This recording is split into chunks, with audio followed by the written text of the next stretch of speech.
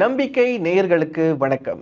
இன்று நம்பிக்கை இமயம் நிகழ்ச்சிகள் நம்மோடு இணைந்திருக்கின்றவர் ஆஸ்திரேலிய நாட்டின் இஸ்லாமிய சமய விவகாரங்களுக்கான தலைவர் கிராண்ட் முஃப்தி மௌலானா ஷேக் அப்துல் குத்துஸ் அவர்கள். வணக்கம் மௌலானா. வணக்கம். Thank you very much. அதாவது ஆஸ்திரேலிய நாட்டுடைய மிகப்பெரிய கிராண்ட் முஃப்தியா இருந்திருக்கீங்க, இஸ்லாமிய சமய விவகாரங்களா இருக்கீங்க. ஆரம்ப காலத்துல மௌலானா என்ன மாதிரி எங்கிருந்து இந்த இஸ்லாமிய கல்வி பின்புலம் பற்றி கொஞ்சம் ஒரு வார்த்தைகள். பிஸ்மில்லாஹிர் ரஹ்மானிர் ரஹீம்.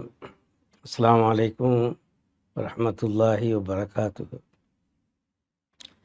நான் ஒரிஜினலாக ராமநாதபுரத்துக்கு பக்கத்தில் ஒரு சின்ன கிராமம், பெரிய பட்டணம்னு சொல்லுவாங்க. அந்த ஊர்லேருந்து தான் நம்முடைய ஒரிஜினல் பிளேஸ். அங்கே இருந்து சின்ன வயசில் இருக்கும்போதே ஹாஃபிஸாக ஆக்கணும்னு சொல்லுவாங்க. ஹாஃபிஸ்ன்னு சொன்னால் to commit our self and whole Quran in memory, ஒரு மனப்பாடம் பண்ணுறது குர்ஆன். அந்த நேரத்தில் ஒரு 11 வயசு இருக்கும். கடையநல்லூர் கேள்விப்பட்டிருப்பீங்க. ஊர் கடையநல்லூரில் போய் ஹாஃபிஸ் ஆனேன். நான் முதல்ல ஹாஃபிஸ் ஆகிட்டு தென்னாட்டினுடைய உம்முல் மதாரின்னு சொல்லுவாங்க, மதத்தாக்குடைய தாயின்னு சொல்லுவாங்க, பாக்கியாத்து சாலிஹாத், வேலூரில் ஒரு மதரசா நடக்குது. அங்கே படித்து அங்கே மௌல்வி ஆலிம் என்ற ஒரு பட்டம்,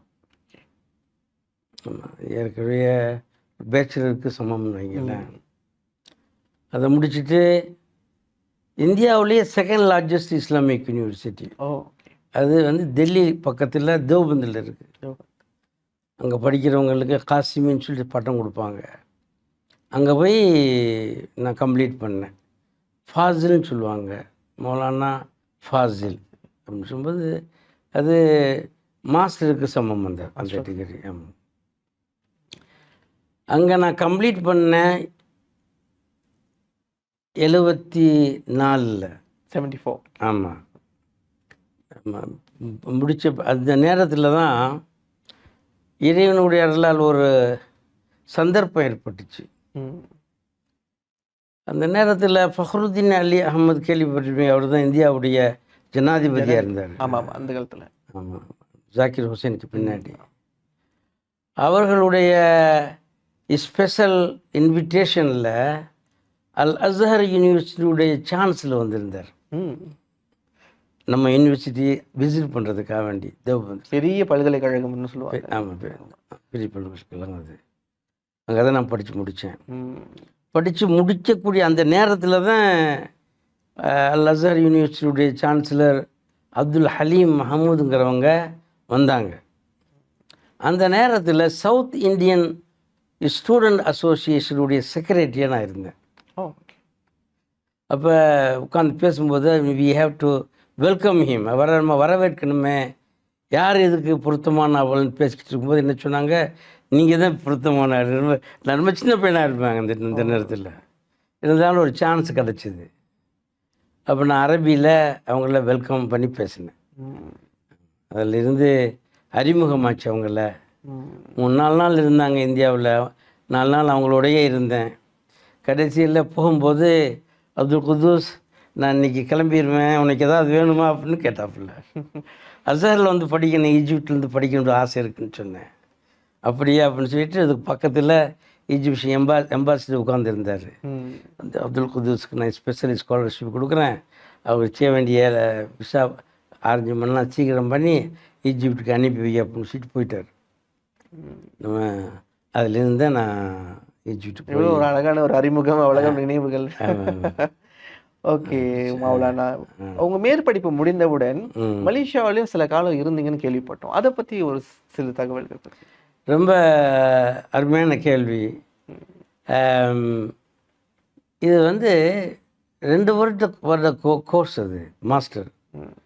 நான் கம்ப்ளீட் பண்ணிட்டேன். தீசஸும் சப்மிட் பண்ணிட்டேன்.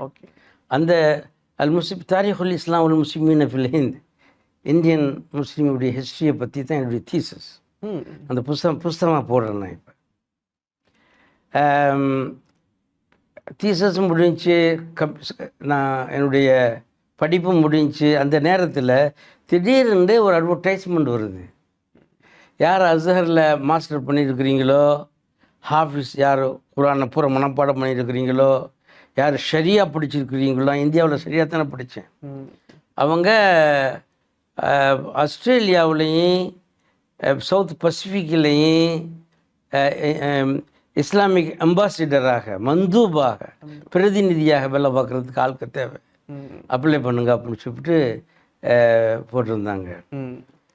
எல்லாரும் சொன்னாங்க you have the qualification and நீ போய் அப்ளை பண்ணுமே அப்படின்னு சொன்னாங்க. நான் போய் பார்த்தா ஒரு ஏறக்குறைய 3 கிலோமீட்டர் தாபூர் பெரிய க்யூ. சரி அப்படின்னு சொல்லிட்டு நானும் போய் அந்த க்யூவில் நின்றுக்கிட்டேன். நேற்று கடைசியில் 2 நாளைக்கு பின்னாடி எனக்கு சான்ஸ் வந்தது. இன்டர்வியூ பண்ணாங்க. சொன்னாங்க 2 வாரத்துக்கு பின்னாடி உங்களுக்கு பதில் கிடைக்கும்னு சொன்னாங்க. 2 வாரத்துக்கு பின்னாடி பதில் வந்தது, யூ ஹேவ் பீன் செலக்டட். உடனே அவங்க சொன்னாங்க, நீங்கள் நேராக கோலாலம்பூருக்கு போகிறீங்க. கோலாலம்பூர்லேருந்து 1 வருஷம் அல்லது 2 வருஷம் உங்களுக்கு ட்ரைனிங் கொடுக்கப்படும். அதுக்கப்புறம் சிட்னி தான் உங்களுடைய ஹெட் குவார்ட்டர்ஸ். சிட்னிக்கு போயிருங்க, ஆஸ்திரேலியாவுக்கு. South Pacific, Fiji, Tonga, New Caledonia, New Hebrides, Papua New Guinea, Solomon Island, இந்த இடங்கள்லாம் உங்களுடைய ரெஸ்பான்சிபிலிட்டி அப்படின்னு சொல்லிவிட்டு அனுப்பி வச்சுட்டாங்க. அப்போ அந்த நேரத்தில் நேராக நான் கோலாலம்பூருக்கு தான் வந்தேன்.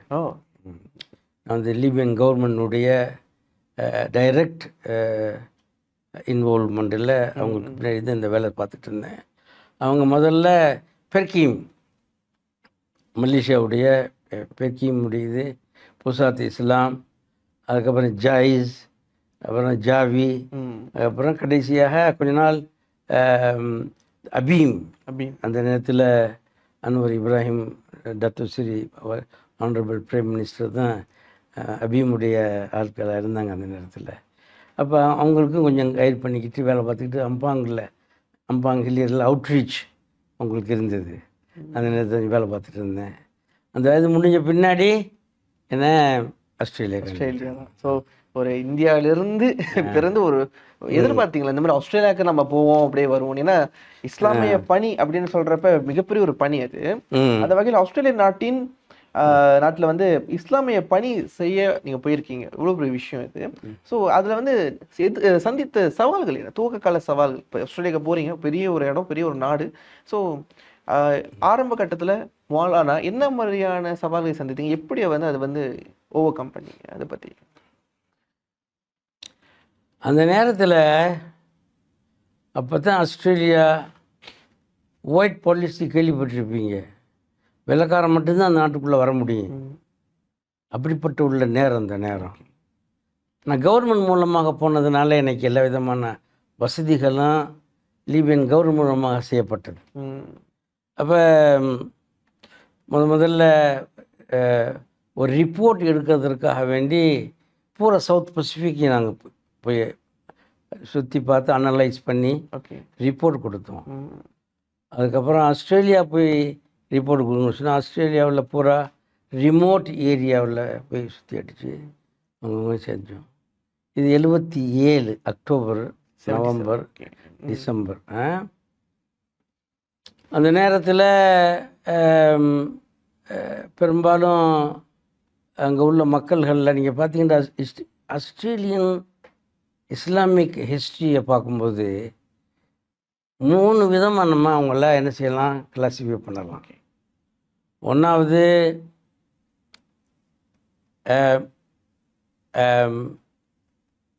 பிரிட்டிஷ்களுக்கு முன்பு உள்ள சரித்திரம். பிரிட்டிஷ்கள் 1787 தான் அவங்க வந்து சேர்ந்தது. அதுக்கு முன்னாடி 15-16ஆம் நூற்றாண்டிலேயே இஸ்லாம் ஆஸ்திரேலியாவுக்கு வந்துருச்சு. அவங்க மக்காசன் கேள்விப்பட்டிருப்பீங்க.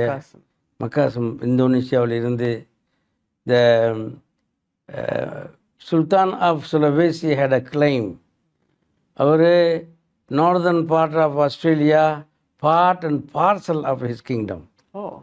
அப்படி அந்த நேரத்திலேயே அவர் பண்ணியிருந்தார். அப்படி பிரிட்டிஷ் அந்த நாட்டுக்கு வர்றதுக்கு முன்னாடி ஒரு இஸ்லாம், அது முக்கியமான இடம். சரித்திரம்.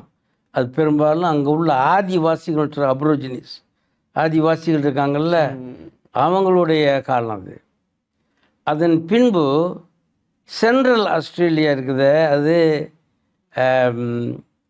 ரொம்பவும் ஹார்ஷான கிளைமேட், கரடு முரடான இடம்.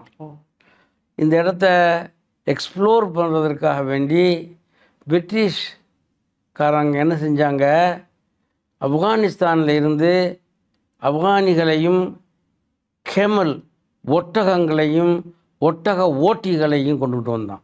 ஓகே. ஏறக்குறைய 4000 பேரை கொண்டு வந்தான். இவங்க என்ன செஞ்சாங்க, அவங்க தானாகத்தான் போடணும். பிவி ஒய்ஃபுகள் மனைவிமார்கள்லாம் கொண்டு போக முடியாது. ஆகவே பெரும்பாலும் அவங்க அந்த நாட்டு ஆதிவாசிகள் பெண்களை கல்யாணம் முடிச்சுக்கிட்டாங்க. கல்யாணம் முடித்து அப்படி ஒரு ஒரு ஒரு இஸ்லாமிய செட்டில்மெண்ட் ஆங்காங்கே வச்சுருந்தாங்க, விளங்குச்சா. அதுக்கப்புறம் மூணாவது குரூப், மூணாவது நம்ம பிரிட்டிஷ்க்கு முன்னாடி உள்ள இஸ்லாமிய கம்யூனிட்டி. ரெண்டாவது நம்ம ஆப்கான் கேமல் டிரைவர்னு சொல்கிறாங்கல்ல, ஒட்டக ஓட்டிகள், அது ஒரு முஸ்லீம்கள். அது அவங்க அப்ரோஜினிஸ்களை கல்யாணம் முடித்து அங்கங்கே பள்ளிவாசல் கட்டி அங்கங்கே பிள்ளைகளை வச்சு நடத்திக்கிட்டு இருந்தாங்க. மூணாவது வந்துக்கிட்டு ஆஃப்டர் ஒயிட் பாலிசியை எடுத்த பின்னாடி புதிய புதிய ஸ்டூடெண்ட்டுகள், எஜுகேஷனலிஸ்ட், டாக்டர்ஸ், என்ஜினியர்ஸ், இந்த மாதிரி படித்தவர்கள் வர ஆரம்பித்தாங்க. ஓகே. அப்போ மூணாவது குரூப் ஆஸ்திரேலியாவில். இது சேலஞ்சு தான். இது சேலஞ்ச் தான். ஏன் சேலஞ்சு சொல்லுங்கள்? ஏன் சேலஞ்சுன்னு சொன்னால், உங்கள்கிட்ட வந்த மக்கள் வந்துட்டு ஒரு நாட்டிலேருந்து வந்தவங்க இல்லை. குறிப்பாக முஸ்லீம்களே எடுத்துக்கிறங்க, இவங்க வந்து 77 நாடுகள்லேருந்து வந்து குடியேறியவர்கள், பலவிதமான பாஷைகள் பேசக்கூடியவர்கள். இது ஒரு புது தகவல் இன்னைக்கு எனக்கு. அவங்களுடைய கலாச்சாரம், அவர்களுடைய நடை, உடை, பாவனை எல்லாமே டிஃப்ரெண்ட்டாக இருக்கும். அவர்களை பூரா ஒன்றாக்கி நீங்கள்லாம் முஸ்லீம்களப்பா, நீங்கள்லாம் இப்படி செய்யக்கூடாது அப்படின்னு கொண்டு ஒரே லைனில் கொண்டு வர சாதாரண காரியம். ஏன்னா அவங்க நல்வழிப்படுத்தணுன்னாலே ஒரு ஒரு ஒவ்வொரு சிந்தனையும் வேறு மாதிரி இருக்கும். அது வந்து ஒருவழிப்படுத்துறதே பெரிய ஒரு சவால் தான் பாருங்களேன். அந்த நேரத்தில் பல உதவிகள் செஞ்சாங்க அரபு நாடுகளிலிருந்து. அப்போ மலேசியா கவர்மெண்ட்டும் உதவி செஞ்சிச்சு. அதன் மூலமாக நமக்கு பல வெற்றிகள் கிடைச்சது. சிறப்பு மௌலானா. இப்போ மௌலானா நீங்கள் பார்த்தீங்கன்னா ஆஸ்திரேலியா நாட்டில் வந்து பிரிஸ்பன்ல இருக்கீங்க. பிரிஸ்பன்ல பார்த்தீங்கன்னா இன்டர்நேஷ்னல் ஸ்கூல் ஒன்று, அப்புறம் காலேஜ் ஒன்று வந்து ஆரம்பிச்சிருக்கீங்க. அதை பற்றி கொஞ்சம் சொல்லுங்களேன். ஏன்னா நீங்கள் ஒரு முஃப்தியா இருக்கீங்க, அதே சமயத்தில் 2 இன்ஸ்டிடியூஷன்ஸ் வந்து நடத்துறீங்க, கேள்விப்படுறப்ப ரொம்ப ஆச்சரியமா இருக்கு. அதுவும் ஆஸ்திரேலியாவில். ஸோ எப்படி இருக்கு அதோடைய இது சொல்லுங்க. அதாவது அங்கே ஆரம்ப காலத்தில் 60களில் 50ல் 60ல் 70களிலேயே பள்ளிவாசல் கட்ட ஆரம்பிச்சிட்டோம். ஓகே. ஆங்காங்கே பள்ளிவாசல் கட்டினது பெரும்பாலும் சர்ச்சுகளையும் விலைக்கு வாங்கி, சில சர்ச்சுகள் மூடிட்டு போயிடுவாங்க, அவங்க ஏலத்தில் போட்டுருவாங்க. அதை வாங்கி அதை பள்ளிவாசல்களாக மாற்றி சனி ஞாயிறுகளில் பிள்ளைங்களுக்கு குரான் படித்து கொடுக்கக்கூடிய பாடங்களை நடத்திக்கிட்டு இருந்தோம். சரி. சனி ஞாயிறுகள் நடத்திட்டு இருந்தோம். ஆஃப்டர் ஸ்கூல் ஹவர்ஸும் நடத்துறது பழக்கம். சரியா? ஆனால் ஸ்கூல் நம்ம கண்டிப்பாக புதுசாக ஸ்கூல் கட்டணும் அப்படின்ற ஒரு எண்ணம் 1982 ஆரம்பமாச்சு. அந்த சிந்தனை அப்போ அந்த தொடக்கத்தில். ஆமாம், அந்த நேரத்தில் நான் தான் முதல்ல ஆரம்பித்தேன். முதலாவது ஸ்கூல் வந்துக்கிட்டு நம்ம ஸ்கூல் கட்டணும், ஸ்கூல் தேவை, ஸ்கூல் இருந்தால் தான் நம்ம பிள்ளைங்களை பாதுகாக்க முடியும் அப்படின்ற ஒரு எண்ணத்தில் மக்களோட சேர்ந்து சிட்னியில் ஸ்கூல் கட்டணும். சிட்னி. ஓகே. பெர்த்தில் ஸ்கூல் கட்டணும். நான் ஆரம்ப காலத்தில் இருந்தே அங்கே உள்ள சொசைட்டிகள்கிட்ட சேர்ந்து வெளில பார்த்தேன். அதாவது அங்கே சிஸ்டம் என்னன்னு சொன்னால் சொசைட்டிகள் இருக்கும், அசோசியேஷன்கள் இருக்கும், அவங்கெல்லாம் சேர்ந்து ஒரு கவுன்சில் வச்சுருப்பாங்க. Okay. Islamic council of New South Wales, Islamic council of Queens, ஒரு மாநிலத்துக்கும் ஒரு ஆமாம் ஒரு Islamic council of Western Australia, இந்த மாதிரி இந்த எல்லா கவுன்சில்களும் சேர்ந்து ஒரு ஃபெடரேஷன் வச்சுருப்பாங்க, ஆஸ்திரேலியன் ஃபெடரேஷன் ஆஃப் இஸ்லாமிக் கவுன்சில்னு சொல்லி. இப்படி ஒரு நல்ல சிஸ்டத்தில் 3 tier சிஸ்டம் சொல்லுவோம். அந்த சிஸ்டத்தில் நல்லபடியாக வேலை பார்த்தாங்க. கடைசியில் ஒவ்வொரு கவுன்சில்கள்லையும் இமாம்கள், எக்ஸ்பர்ட்ஸ், இஸ்லாமிக் எக்ஸ்பர்ட்ஸ் எல்லாம் இருந்தாங்க. எல்லாம் சேர்ந்து ஒன்றா நான் வேலை பார்த்தேன். நான் அசாரில் ஈஜிப்ட்லேருந்து படிச்சுட்டு வந்ததுனால அரபுகள் வந்து என்னுடைய குவாலிஃபிகேஷன் எல்லாம் ஏற்றுக்கொண்டு என்னுடைய பேச்சுக்களை கேட்பாங்க. புரியுதா உங்களுக்கு? ஸோ அந்த மாதிரி ஒரு சுச்சுவேஷனில் நல்லபடியாக போச்சு. அந்த நேரத்துலேயே 83, 84 என்ன deputy grand Mufti of Australia ஆரம்பிச்சிட்டாங்க. அந்த நேரத்தில் Sheikh Tajuddin al Hilali, he was the national grand Mufti of Australia இருந்தாங்க. அவங்களுக்கு டெப்டியாக நான் இருந்தேன். அவங்க எனக்கு அவங்கள்ட்ட பல விதமான நல்ல காரியங்களை கற்றுக்கிட்டேன். நான் என்ன சொன்னால், very very voice person. I was working with him. I am very happy that I was working with him. Then அதுக்கு பின்னாடி வந்து எல்லாரோடையும் நான் வேலை பார்த்தேன். நான் கடைசியில் ஜமியத்துல் உலமா ஆஸ்திரேலியா, ஆஸ்திரேலியன் நேஷனல் உலமா போர்டு, உலமாண்ட யார், தியோலஜி சரியா, அதுக்கு சேர்மன் என்ன ஆக்கிட்டாங்க, பிரசிடென்ட் ஆக்கிட்டாங்க. அதன் மூலமாக தான் என்ன national grand Mufti of Australia. சிறப்பு மௌலானா, இவ்வளோ பெரிய விஷயங்கள். ஏன்னா அந்த ஹம்பிள்னஸ் தான், இவ்வளோ பதவிகள், இவ்வளோ பொறுப்புகள், ஆனால் சிரித்த முகத்தோட. ரொம்ப சந்தோஷம். ஓகே மௌலானா, இப்போ பார்த்தீங்கன்னா பிரிஸ்பன்ல ஒரு பள்ளி வாசலை வந்து அமைச்சிருந்தீங்க. அதுக்கு வந்து மலேசியாவுடைய முன்னாள் பிரதமர் தூன் அப்துல் அஹமத் படவி வந்து அங்கே வந்து பிரசங்கம் வந்து செய்தார் அப்படின்னு ஒரு தகவல். ஸோ அதை பற்றி சொல்லிட்டு, அப்போ யாரெல்லாம் வந்தா அதுக்கப்புறம் அதை பற்றி கொஞ்சம் சுவாரஸ்யமாக சொல்லுங்க.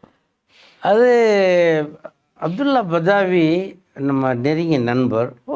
ஆமாம், அவர் அந்த நேரத்தில் எந்த பொசிஷன்லேயும் இல்லை. அதுக்கு முன்னாடி சாதாரணமாக இருக்கக்கூடிய நேரத்தில் நீங்கள் நல்லா தெரியும். அதுக்கப்புறம் அவங்க ஃபாரின் மினிஸ்டர் ஆகிட்டாங்க. புரியுதா? 96, 97 அந்த நேரத்தில் பிரிஸ்பனில் காமன்வெல்த் சோகம் நடந்துச்சு. கேள்விப்படுறீங்களா?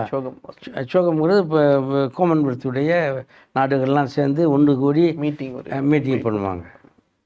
அந்த நேரத்தில் அது பிரிஸ்பனில் வச்சுருந்தாங்க. அப்போ டத்துஸ்ரீ, அந்த நேரத்தில் டத்துஸ்ரீ தானே அவங்க, அப்துல் அஹமத் பதாவி வந்திருக்கிறாங்க அப்படின்ட்டு சொன்னாங்க. அப்போ நானே டைரெக்டாக போய் அவங்கள பார்த்தேன். என்ன செய்தி, நீங்கள் எப்படி இருக்கிறீங்க, நாளைக்கு வெள்ளிக்கிழமை ஆச்சு, ஜும்மாவுக்கு எங்கே போகிறீங்க அப்படின்னு கேட்டேன். அத்தை யோசிச்சுக்கிட்டு இருக்கும்னு சொன்னார். ஏன் நீங்கள் நேராக அங்கே சிட்டி மாஸ்க்லேயே வந்துடுங்க. சிட்டி மாஸ்க்கிறது நம்ம வகுப்பில் இருக்குது. நம்ம வாங்கி அதை கட்டி அதை நடத்திக்கிட்டு சிட்டிக்குள்ளேயே இருக்குது. அப்போ சரி நல்லது, அப்போ நீங்கள் ஏற்பாடு பண்ணுங்க, நான் வந்துடுறேன் அப்படின்னு சொன்னாங்க. ஒரு 20 பேருக்கு மேலே இந்த டெலிகேஷனில் நம்ம ஹைரி ஜமாலுத்தீன் அதில் இருந்தார். அவருடைய மருமகன். ஹைரிட்டையும் சொன்னேன், நீங்கள் எல்லாத்தையும் கூட்டிகிட்டு இங்கே வந்துடுங்க, தொழுதுட்டு அதுக்கு எல்லாம் கொஞ்சம் சாப்பிடுவோம் அப்படின்னு சொன்னேன். சரின்னு சொல்லிட்டாரு. அப்போ நான் வந்த உடனே நான் என்ன செஞ்சேன், நீங்கள் தான் குத்துவா ஓதுன்னு, நீங்கள் தான், அவர் அரபு தானே ஒரிஜினலாக, நீங்கள் தான் தொழுகையும் வைக்கணும் அப்படின்னு சொன்னேன். கேட்டுக்கிட்டாரு. சரின்னு சொல்லிட்டாரு. கண்டிப்பாக செய்யலாம் அப்படின்னு சொல்லிட்டாரு. இப்போ அவங்க தொழுது வச்சாங்க, குத்துவா ஓதுனாங்க, மக்களை செஞ்சாங்க. அதுக்கப்புறம் கீழே பள்ளியாசல் கீழே பெரிய ஹோல் ஒன்று இருக்குது, அங்கே ஏற்பாடு பண்ணியிருந்தேன். லஞ்சுக்கு வந்து லஞ்சு பண்ணாங்க. அது நமக்கு நெருங்கிய நண்பர். அவருக்கு பெரிய ஃபங்க்ஷன் வச்சுருந்தேன் சிட்னியில் 3வது வருஷம். அப்போ வந்து அந்த அந்த ஃபங்க்ஷனில் கலந்து கொண்டாங்க. அதே மாதிரி எல்லா பிரதமர்களுடன் தொடர்பு. நம்ம நடப்பில் கூட இப்போ அண்மையில் கூட பிரதமர் டத்தோஸ்ரீ அன்வார் இப்ராஹிம் கூட நீங்கள் சந்திப்பு நடத்திருந்தீங்க. ஆமாம், ஏற்கனவே டாக்டர் மகாதீர் கூட. அதை பற்றி ஒரு சுவாரஸ்யம் வந்து கூடுதலாக துன் மகாத்தி அதுக்கு முன்னாடி ரொம்ப காலத்துக்கு முன்னாடி எனக்கு ரொம்ப நெருக்கம். அவங்கள சந்திக்கிறது பழக்கம். அந்த நேரத்தில் நான் ஒரு ப்ரொப்போசல் கொடுத்தேன். அவங்க பிரைம் மினிஸ்டர் இருந்த நேரம் அது. நான் அவங்களுக்கு சாம்பியன் ஆஃப் மல்டி கல்ச்சரலிசம் உங்களுக்கு பட்டம் கொடுக்கணுங்க நினைக்கிறோம் ஆஸ்திரேலியாவில். நீங்கள் கண்டிப்பாக வரணும், அந்த பட்டத்தை ஏற்றுக்கொள்ளணும்னு சொன்னேன். சரி நீ ஏற்பாடு பண்ணு, நான் வந்துடும்னு சொன்னாங்க. அப்போ மெல்பர்னில் பெரிய ஏற்பாடு பண்ணேன். ஒரு 20-30 எம்பிக்கள், 4-5 மினிஸ்டர்கள் எல்லாத்தையும் பெரிய மீடியா மக்கள்லாம் ஏற்பாடு பண்ணேன். அவங்க வந்தாங்க. வந்த நேரத்தில் அவங்களுக்கு champion of multicultural inclusion அப்படின்னு சொல்லிட்டு பட்டம் கொடுத்தோம். ரொம்ப சந்தோஷமாக ஏற்றுக்கொண்டாங்க. அதுலேருந்து ரொம்ப சந்தோஷம் எனக்கு. அதே மாதிரி பாக்கி ஏன்னா எல்லா மக்கள்களுடையும் நான் தொடர்பு வச்சுட்டு தான் இருந்தேன். டாக்டர் ஸ்ரீ நஜீப் பின் அப்துல் ரஸாக் அவங்களோடையும் தொடர்பு அதிகமாக இருந்தது. அன்வர் இப்ராஹிம்கிட்ட வேறு விதமான நட்பு இருந்தது அவருக்கு, நண்பர்ன்ற முறையில். அவரும் நானும் சில இடங்களில் ஒரே மடியில் பேசியிருக்கோம். இப்போ சமீபத்தில் 2 வருஷத்துக்கு முன்னாடி இஸ்லாமோஃபோபியான்னு வச்சுட்டு ஒரு ஒரு கான்ஃபரன்ஸ் நடந்துச்சு. அதில் அவங்களும் பேசினாங்க, நானும் பேசினேன். வரும்போதெல்லாம் அவங்கள பார்த்துட்டு போகிறது பழக்கம். நாங்கள் பிஜிக்கும் போயிருக்கோம். நம்ம இந்த மாதிரி இறைவனுடைய அருளால் எல்லா பிரைம் மினிஸ்டர்களையும் சந்திக்கிறதுக்கு, அவங்கள்ட்ட அணுகிறதுக்கு எனக்கு வாய்ப்பு கிடைச்சது. ஆஸ்திரேலியா, இந்தியா, மலேசியா பிரதமர்களோட தொடர்பு ரொம்ப ஒரு அசாதாரணமான சூழல். ஆனால் அது நீங்க நண்பர் என்ற முறையில நீங்க கேட்கிறப்ப கூட அவங்க முடியாதுன்னு சொல்லாம செய்யுங்க அப்படின்னு ஒரு வார்த்தையில சொல்றாங்களே, அது பெரிய ஒரு வாக்கியம் தான் உங்களுக்கு கிடைச்சது. இப்ப அடுத்து பாத்தீங்கன்னா மௌலானா, நீங்க பல சர்வதேச மாநாடுகள்ல பேசியிருக்கீங்க, பல கருத்தரங்குகள்ல பேசியிருக்கீங்க. அதுவும் அந்த ஆற்றல், அது ஈர்க்கும் வண்ணம்னா சிரிப்பு, அந்த மாதிரி நிறைய விஷயங்கள் பேசியிருக்கீங்க. இப்ப அண்மை காலமா பாத்தீங்கன்னா 21ஆம் நூற்றாண்டுன்னு கூட உலகத்துல போர் வெடிக்குது. குறிப்பா பாத்தீங்கன்னா இஸ்ரேல் அப்பாவி பாலஸ்தீன மக்கள் மீது போர் தொடுக்குறாங்க. இதை மௌலானா எப்படி பாக்குறீங்க? அதே சமயத்துல ஆஸ்திரேலியாவோட கிராண்ட் முஃப்தியா இருக்கிற நீங்க இதோட நிலைப்பாடு நீங்க எப்படி பாக்குறீங்க? என்ன மாதிரியான நிலைப்பாடு ஆஸ்திரேலியா கொண்டு இருக்குன்னு ஒரு வார்த்தைகள். தம்பி, ரொம்ப நல்ல அழகான கேள்வி கேட்டீங்க. பலஸ்தீன் மஸ்ஜிதுல் அக்ஸா போது ஒரு ரொம்ப முக்கியமான ஒரு சப்ஜெக்ட் நம்ம திறக்கிறோம். முஸ்லீம்களுக்கு மஸ்ஜித் அக்ஸா சொல்லும்போது மேராஜ் தான் முதல்ல யார் ஞாபகம் வரும்? குர்ஆனில் கூறுவது போன்று சுப்ஹான அல்லதி அஸ்ரா பி அப்திஹி லைலம் மினல் மஸ்ஜிதுல் ஹராமி இலல் மஸ்ஜிதுல் அக்ஸா. மஸ்ஜிதுல் அக்ஸாங்கிறது ஜெருசலமில் தான் இருக்குது. அங்கே இருந்தால் ரசூலுல்லாஹ் மேராஜுக்கு போனாங்க. நினச்சா அது முஸ்லீம்களுடைய முதலாவது கிப்லா, 3வது ரொம்ப முக்கியமான புனித ஸ்தலம். நினச்சா இது போன 20 வருஷங்களாக அதை ஓக்கிபை பண்ணி அங்கே உள்ள மக்களை விரட்டி அடித்து ஒரு 70 வருஷமாக 70-75 வருஷமாக அதிகமான இன்னல்களுக்கும் கஷ்டங்களுக்கும் ஆளாக்கப்பட்டார்கள். இது உண்மையிலேயே வருத்தப்பட வேண்டிய விஷயங்கள்.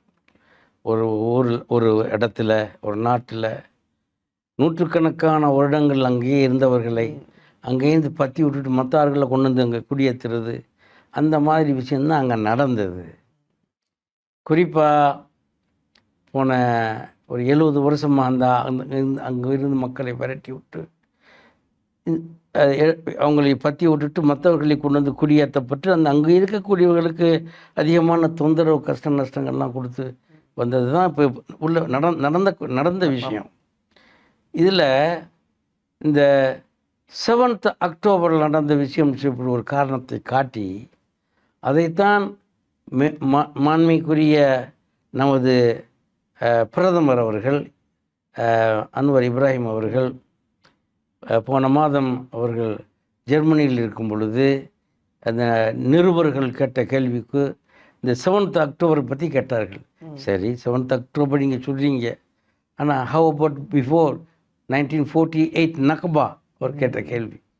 அவர் மக்களே அங்கேருந்து எல்லாத்தையும் மக்களை திருப்பி அனுப்புனீங்க, அவங்க சின்னாப்படுத்தப்பட்டீங்க, ஆன்ஸ்லோட், மாசிக்கர், மர்டர், இதெல்லாம் நான் கொண்டு அதை பற்றி என்ன சொல்லிங்கன்ட்டு ஆனரபிள் பிரைம் மினிஸ்டர் கேட்டார்கள்.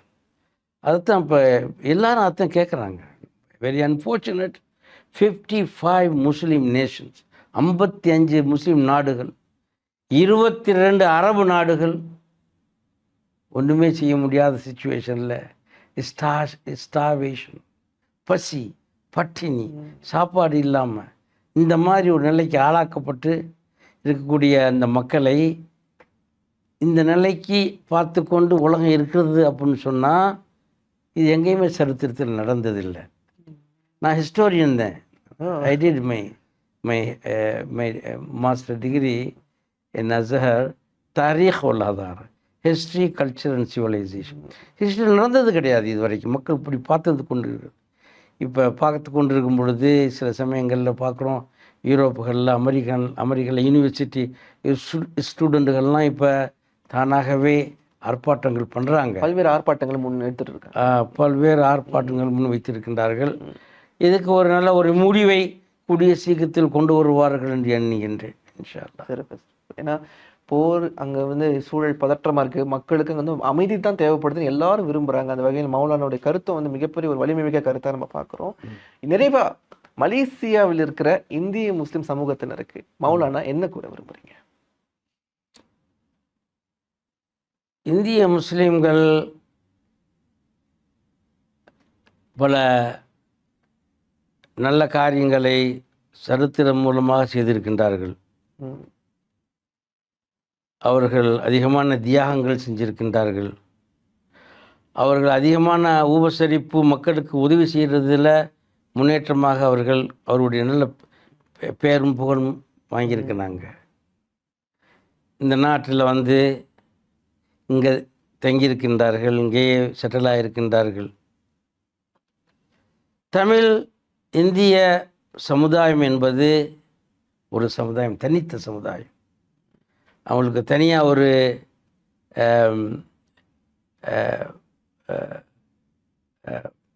பிரித்து உணரக்கூடிய இந்தியர்கள், அவர்கள் இந்திய முஸ்லீம்கள் இந்த முறையில்.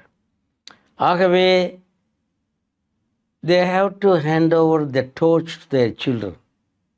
அவர்களுடைய எதிர்கால குழந்தைகளை இந்த மாதிரி அவர்களுடைய மொழியை பேசுவதற்கும் அவருடைய கலாச்சாரத்தை கையில் எடுத்து செல்வதற்கும் தகுதி உள்ளவர்களாக ஆக்க வேண்டும். அவர்களை எப்படி ஆக்க முடியும்? அவர்கள் பள்ளிக்கூடங்களை உருவாக்க வேண்டும். இஸ்லாமிய தமிழ் பள்ளிக்கூடங்களை அவர்கள் உருவாக்க வேண்டும். நாங்கள் செய்த மாதிரி ஆஸ்திரேலியாவில் நம்முடைய குழந்தைகளை எப்படி பாதுகாத்தோம்? அவர்களுக்கு இஸ்லாமிய கல்விகளுடன் ஆங்காங்கே வந்தவர்களை நான் முதல்ல ஆஸ்திரேலியா போய் தமிழ் உதயம் ஸ்கூல் ஆரம்பித்தேன். நம்ம குழந்தைகளுக்கு தமிழ் கற்றுக் கொடுக்கணும்னு சொல்லி. புரியுது அவங்களுக்கு? இதே மாதிரி இங்கே தமிழ் இந்திய முஸ்லீம்கள் ஸ்கூல்கள் ஆரம்பிக்கணும். அவங்க தனது குழந்தைகளை கற்றுக் கொடுக்க வேண்டும்.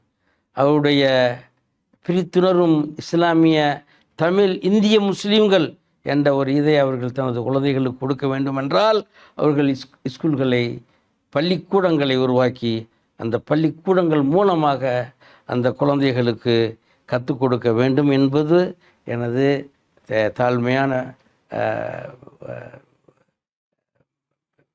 வேண்டுகோள். மிகவும் ஒரு ஒரு கோரிக்கைன்னு சொல்கிறது, ஒரு வேண்டுதல், ஒரு எப்படி சொல்கிறது, ஒரு கேட்டுக்கொள்கிறேன் அப்படின்னு சொல்கிறப்ப நடக்கணும், நடந்தே ஆகணும்னு ஒரு எதிர்பார்ப்பு வந்து வார்த்தைகளே தெரியுது. ஸோ அதுக்காகவே கண்டிப்பாக இது வந்து நடக்கும் அப்படின்னு நம்ம எதிர்பார்க்கலாம்.